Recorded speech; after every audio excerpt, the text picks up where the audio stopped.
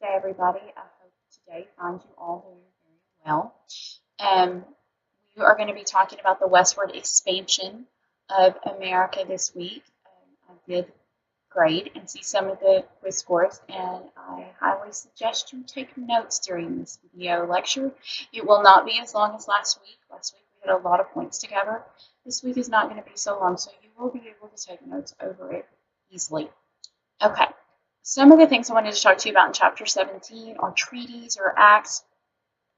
And the first thing we're going to talk about is the Homestead Act.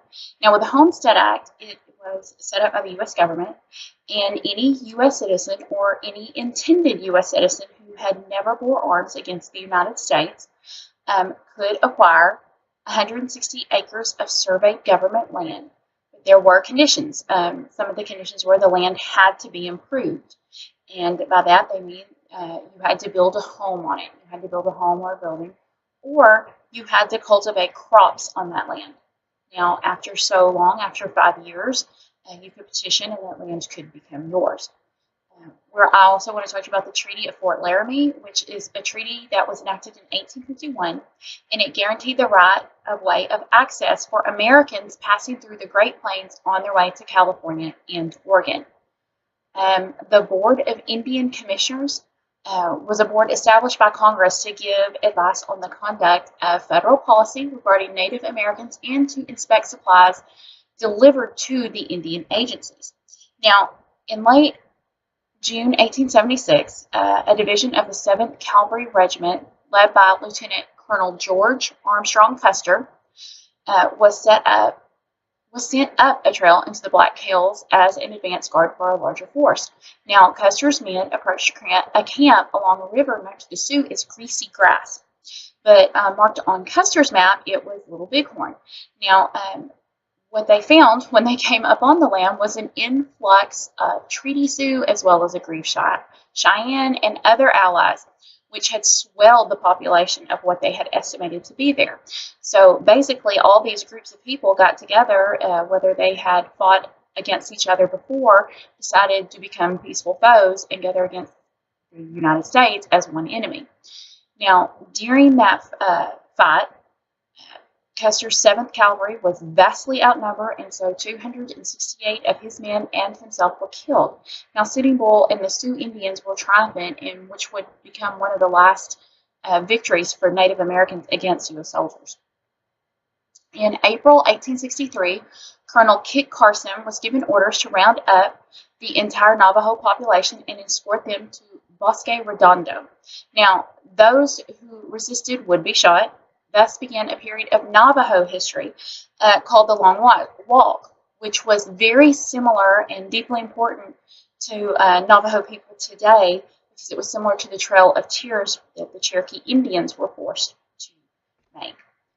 In the Pacific Northwest, a branch of the Nez Perce, who generations earlier had actually aided Lewis and Clark in their famous journey to the Pacific Ocean, they refused to move off their reservation. And under the leadership of Chief Joseph, they attempted to flee to Canada, but were pursued by the U.S. cavalry and ultimately captured.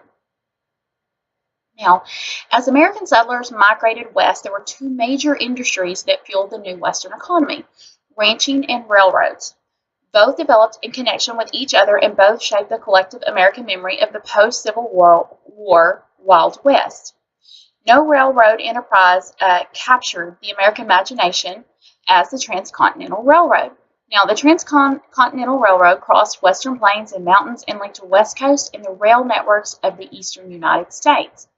The railroad had not been built before the Civil War due to the north-south sectional differences, which prevented Congress from selecting a route for the railroad.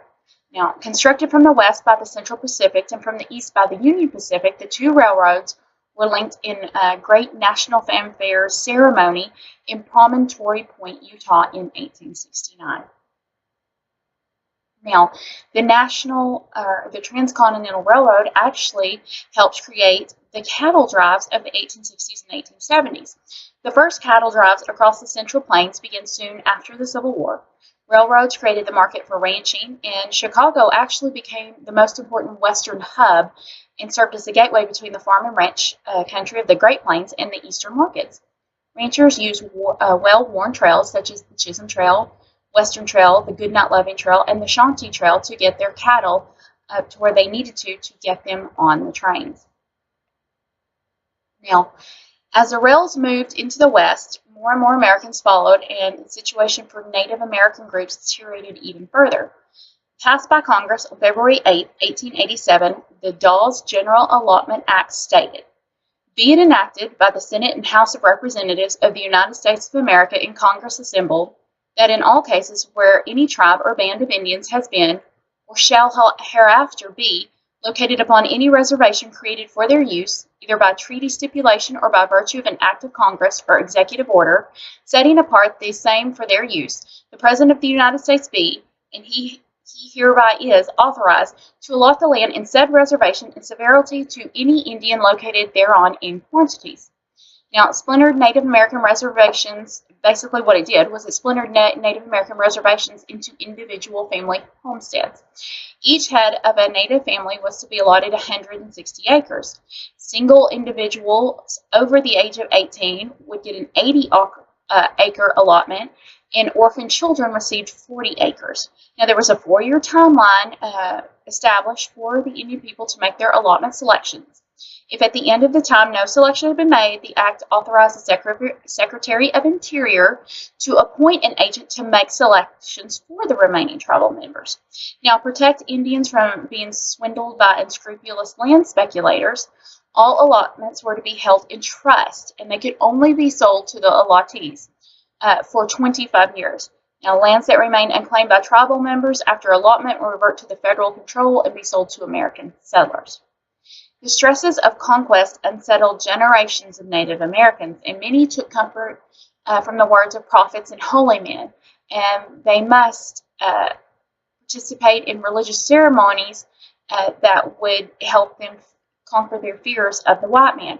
Now, Wavaka was a leader who encouraged his followers to dance what was called the ghost dance. And in the ghost dance, it was believed that ancestors would rise from the dead, droughts would dissipate, the whites in the west would vanish, and the buffalo once again would roam the plains. Around the same time, the Lakota Sioux were also forced to leave their home with the discovery of gold in the Black Hills. Now, 2 weeks after they were forced to leave their home, an American cavalry unit intercepted a band of 350 Lakotas, including over 100 women and children. Now, under Chief Spotted Elk, who was later known as Bigfoot, they were escorted to Wounded Knee Creek, where they camped for the night. Now, the following morning, the American cavalrymen entered the camp to disarm Spotted Elk's band. Tensions flared, shots were fired, and a massacre occurred there. The Americans fired their heavy weaponry indiscriminately into the camp. 24 cavalrymen had been killed by the Lakotas' either concealed weapons or by friendly fire. But when the guns went silent, between 150 and 300 Native American men, women, and children had died. And Wounded Knee actually marked the end of sustained armed Native American resistance in the West. Now we're going to move from that, talking about the American West and talking about some of the entertainment that came from the American West. And when you talk about that, it conjures up visions of teepees, cabins, cowboys, Indians, outlaws with six-shooters.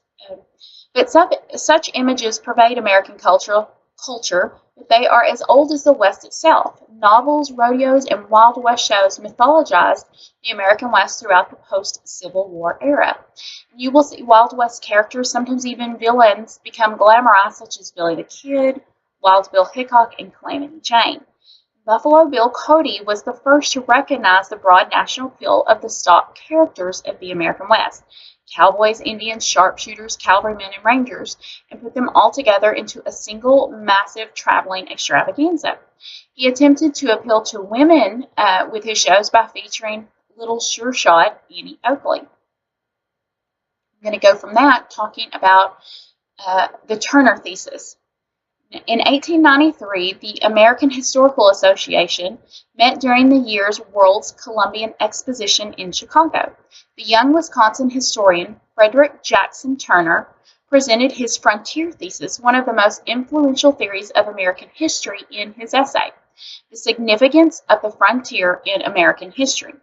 Now, Turner looked back at the historical changes in the West and saw, instead of a tsunami of war and plunder and industry, waves of civilization that washed across the continent. A frontier line between savagery and civilization had moved west from the early English settlements in Massachusetts and Virginia, across the Appalachians to the Mississippi, and finally across the plains to California and Oregon.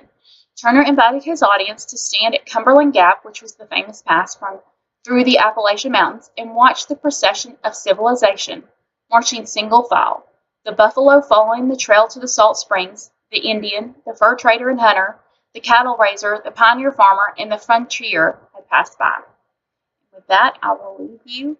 And next week, we will be talking about industrialization and the urbanization of America. I hope you all have a great day. Bye.